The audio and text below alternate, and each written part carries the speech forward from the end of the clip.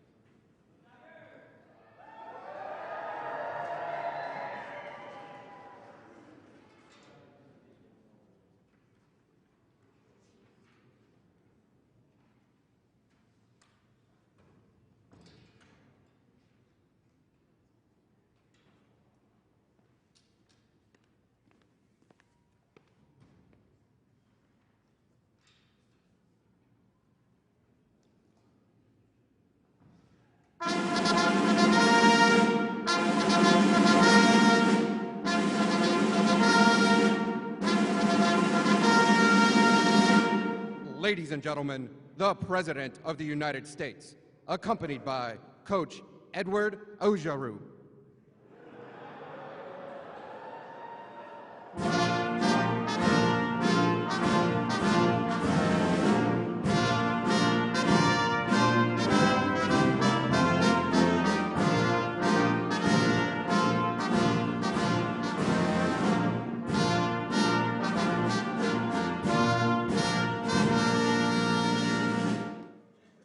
Well, this is an exciting day in the White House. We have very exciting days, more than most presidents, I would say, times 10.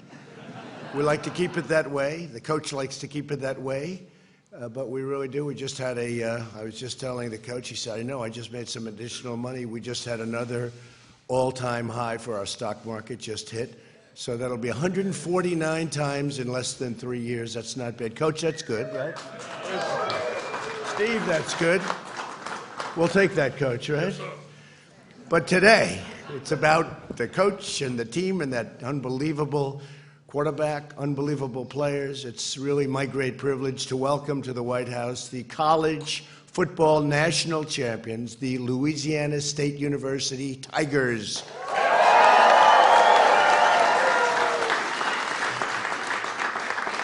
And, Coach, we have a lot of politicians out there, so many I won't really mention all of them. Well, there's one I have to. Hello, Bill, your senator. But we have a lot of great politicians out here, and some football players, the politicians, I really respect the football players a lot more, to be honest. We're joined by many loyal fans of the purple and gold, including Ambassador Robert Lighthizer, who just did our great deal. Where's Robert? Just did our great 2 deals. We just made the 2 largest trade deals in history. One with China and the other one with Mexico, Canada. And with China, we'll be taking in $250 billion a year. And with Mexico, Canada will be taking in hundreds of billions of dollars a year, Bill. So that's pretty good, right? And it makes our country stronger and better. And you did a fantastic job. You could almost stand up here. Mentally, you could. Physically, I don't think you have what it takes. I must be honest. And again, Senator Bill Cassidy. Bill, you've been a tremendous supporter of the team and your state, and we appreciate you being here very much. Thank you very much. Steve Scalise, special man. Got a lot of courage. You know, I went to the hospital. Coach, I went to the hospital. He had a problem. You know that problem. And I went to the hospital, and the doctor was saying, "Doesn't look good, sir. It doesn't look good." And he looks better now than before the accident. So it's a hell of a way to happen, but Steve Scalise got a lot of guts, I'll tell you that. Got a lot of guts. He's a tiger. He fights like a tiger, is right. And Mike Johnson, Mike, you're around here someplace. Mike? Good, Mike. Thank you very much for being here. And Garrett Graves. Thank you very much, Garrett. Thank you for being here. Also here with us are Louisiana's Attorney General, terrific guy, Jeff Landry, and Secretary of State, Orgeron. You know that, huh? Where are you? Yes, thank you very much. Thank you, folks.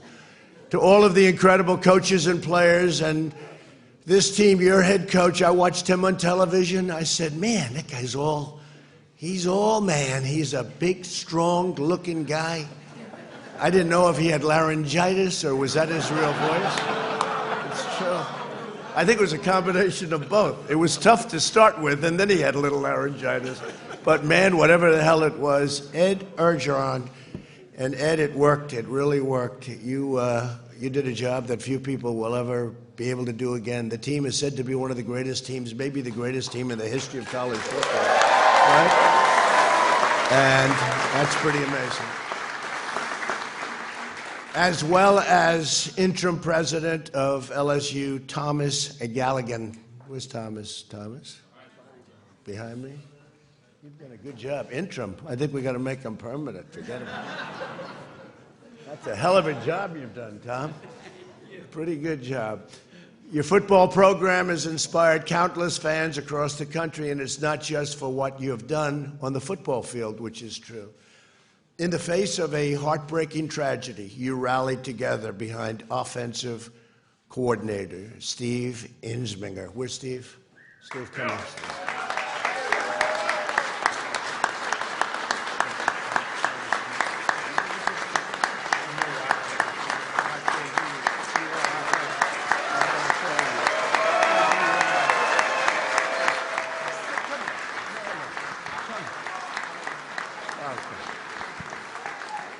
I mean, your whole story, the tragedy, and yet so incredible the way you handle it. And the coach said, you never wavered. Coach was just talking to me about it. You never wavered. So I want to thank you very much for being here. Thank you for everything you've done. Very inspirational, Steve. This team showed the world what it means to look out for one another. And Steve's a real case study in that. But I want to thank you. 3 years ago, when LSU needed a head coach, they considered choosing someone younger. You're a pretty young guy, right? Younger. That's discrimination. You could sue them for that. See, nowadays you sue if you hear that. They want younger, let's sue them. They made the right choice, that I can tell you. And some might say a little bit less gruff. Does that make sense? And yet to me, if I was casting a movie, I told them today, that's my football coach. There's nobody in Hollywood that can play the role better than this guy, right, Coach?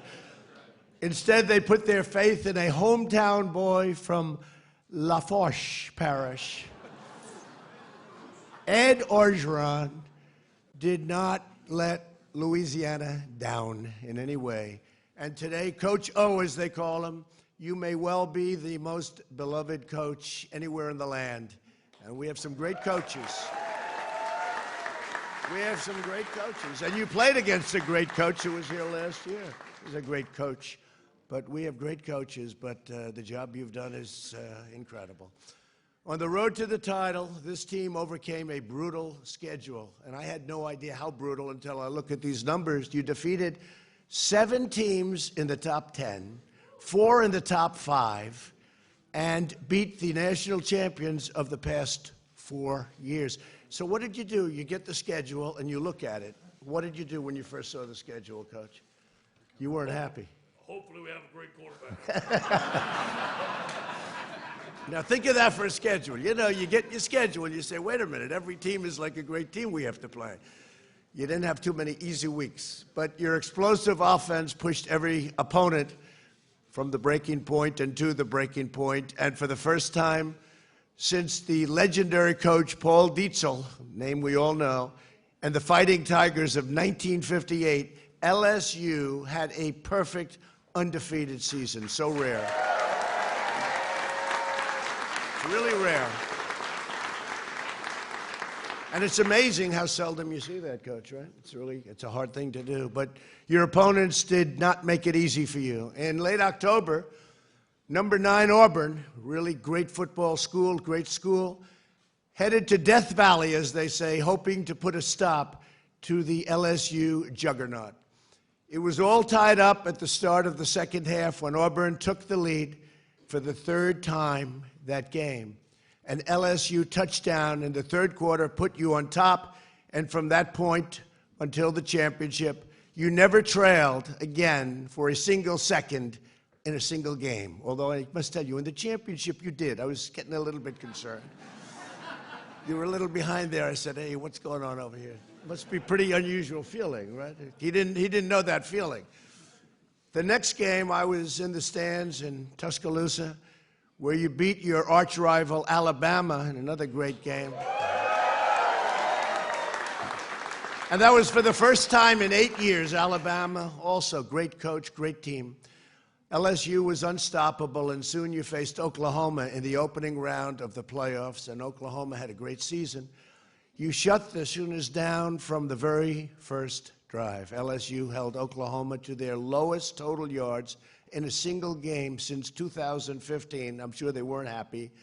As wide receiver, Justin Jefferson had 14 receptions for 227 receiving yards and 4 touchdowns. A college football playoff record. Where is Justin?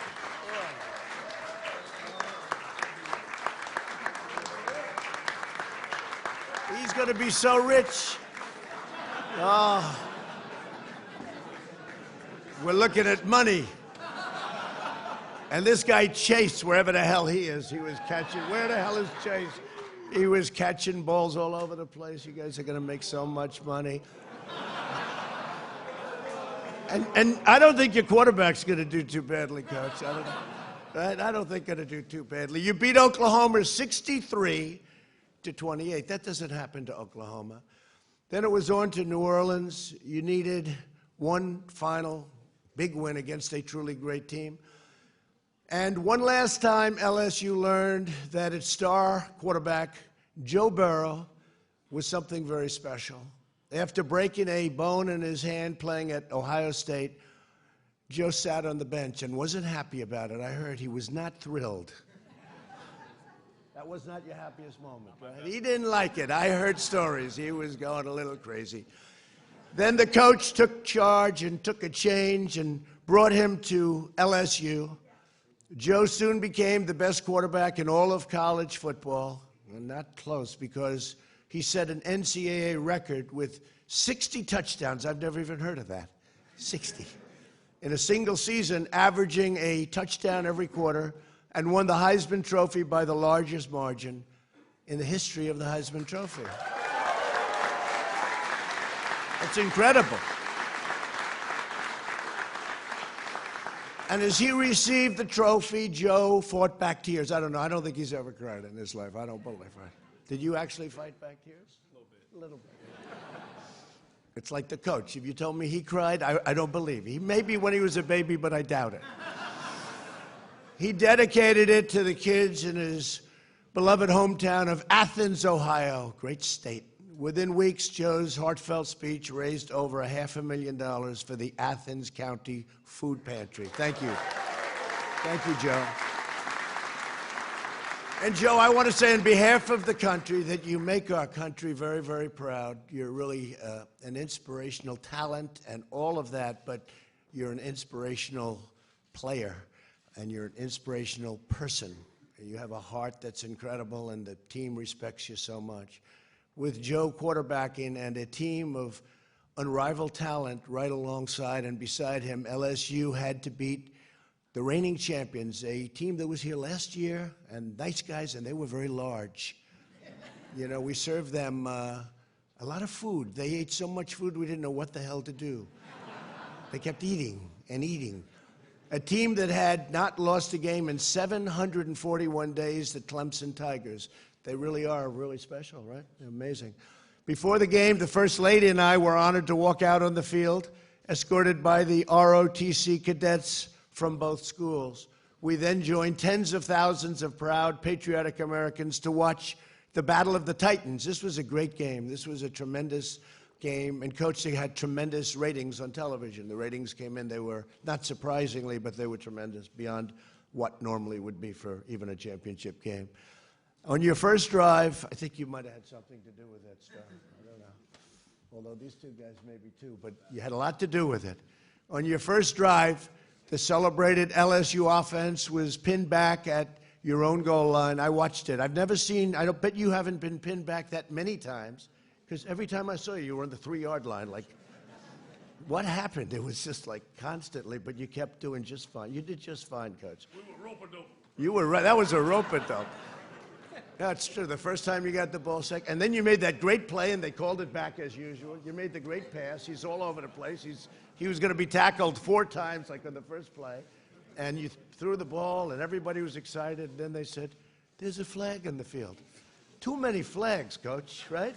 Too many flags. You know, the referees, they want to get themselves in the limelight, but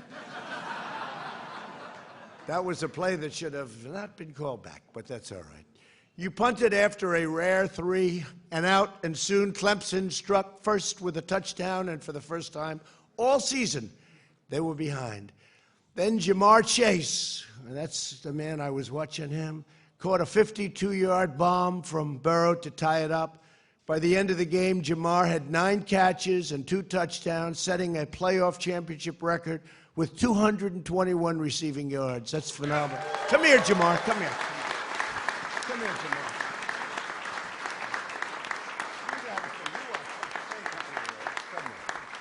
I said, you got to say something. How y'all doing?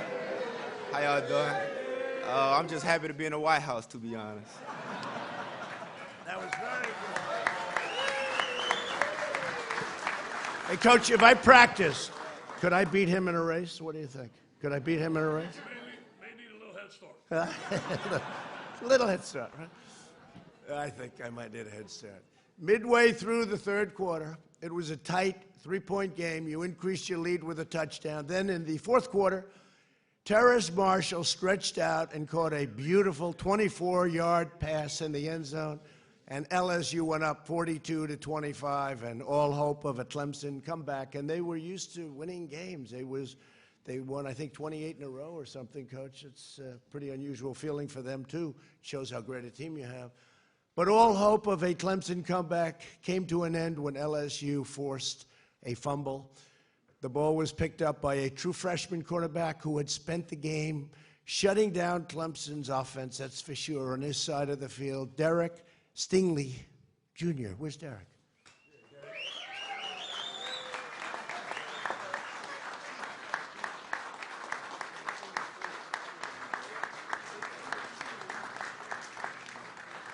That was a good feeling, Coach. With that play, the game was over with an eye-popping 628 yards, the most passing touchdowns in a playoff championship game, and the SEC's first ever 15-0 season. LSU became the college football national champions, and Coach Orgeron said after the game, "God had a plan. All I did was follow the plan." The fact is, God had a great coach here. This is a great, great coach. I really mean that, too.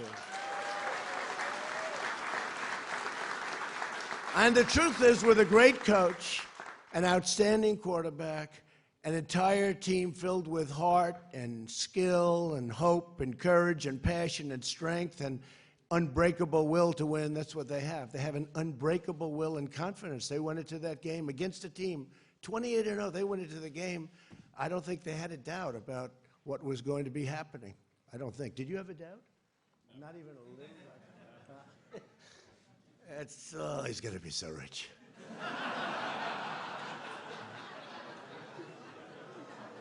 Looks sort of like a young Tom Brady. Does that make sense to you? That's young. We call him young Tom Brady. This LSU team will long be remembered as one of the greatest in college football history. And I just want to say congratulations and go Tigers. Go Tigers.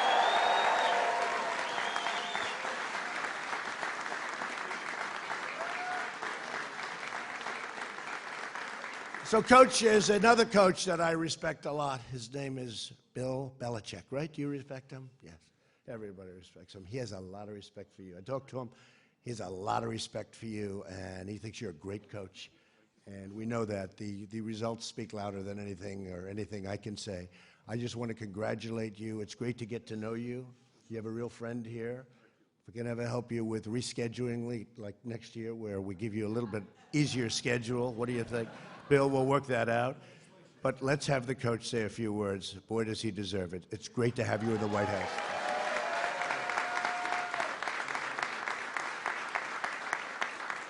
Thank you, President Trump. What an honor to be here at the White House.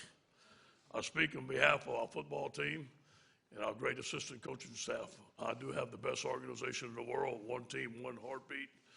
This is a players-driven program. It's about the men behind me and the men in front of me. You guys did it. You guys set out on a plan last year, January 17th, that you were going to win the national championship. You never talked about it. You went about it through hard work, dedication, and you did it, and we're so proud of it. I'd like to thank my wife, Kelly, and my boys and my family here to be with me. And all the coaches' wife, I'd like to thank Scott Wilbur, Mary Warner, and administration for all the great things that they did for us. One team, one heartbeat. Go Tigers. At this time, I'd like to bring up our interim president, Tom Gallahan.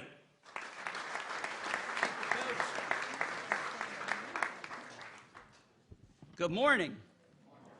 On behalf of everyone at Louisiana State University and the entire LSU Tiger family, I want to say what an honor it is for us to be here today at the White House representing our great university as national champions. Now, while a trip to the White House is traditional for national champions, Mr. President, I don't think you have ever had a team quite like ours visit before. The achievements of Coach O and these young men are truly historic. If I were a poet, I would say they are absolutely epic. This group will forever be known as one of the best to ever take the field in college football. Now, as I'm sure you've heard and seen, there is no group of supporters more passionate and dedicated than LSU's. And I can tell you that our entire university, our community, and our state take immense pride in what this team and what you all have done. At LSU, we are champions on the football field, and we are champions in the classroom, in the laboratory, on the stage, in the art studio, in the moot courtroom, and more. Our state gives much to this great nation, from commerce to culture to cuisine, and always character. Now we have given the country what we believe is the greatest college football team ever.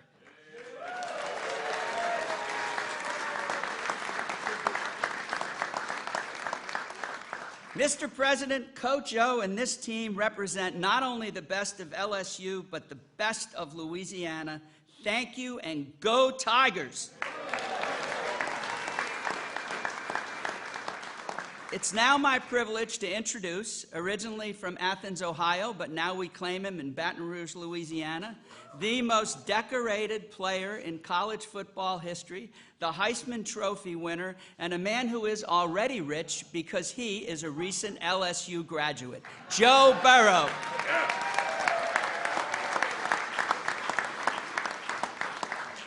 I'll keep this short and sweet because I'm sure Mr. President has some more pressing matters to get to, but no, I just want to say it's truly an honor to be here, and thank you for having us so soon after the game so the seniors could be here. That means a lot to us. This is a moment we'll never forget, and it truly does mean a lot that you did that so soon, so thank you. Thank you. Yeah, it's so awesome to be here. It's a moment we'll never forget. It was a great season, but this is a great way to cap it off. So thank you so much. And we got a little jersey for you right here.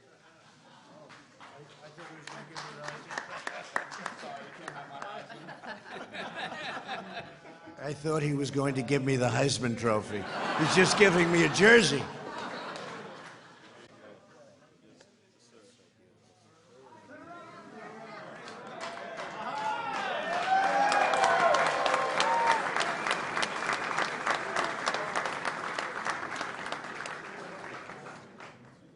So, Joe, I just told the coach, we don't normally do this, but I'm doing it for this team. Anybody would like to come with me to the Oval Office, we'll take pictures in the Oval. It's a special place. There's no place like the Oval. They come from all over the world. They have their own big offices and everything. They go into the Oval, and they say there's no place like this. So, Coach, if you'd like, we can take whoever wants to come to the Oval Office. We'll take pictures behind the Resolute desk. It's been there a long time, a lot of presidents. Some good, some not so good. But you got a good one now. Even though they're trying to impeach the son of a bitch. Can you believe that? You believe that?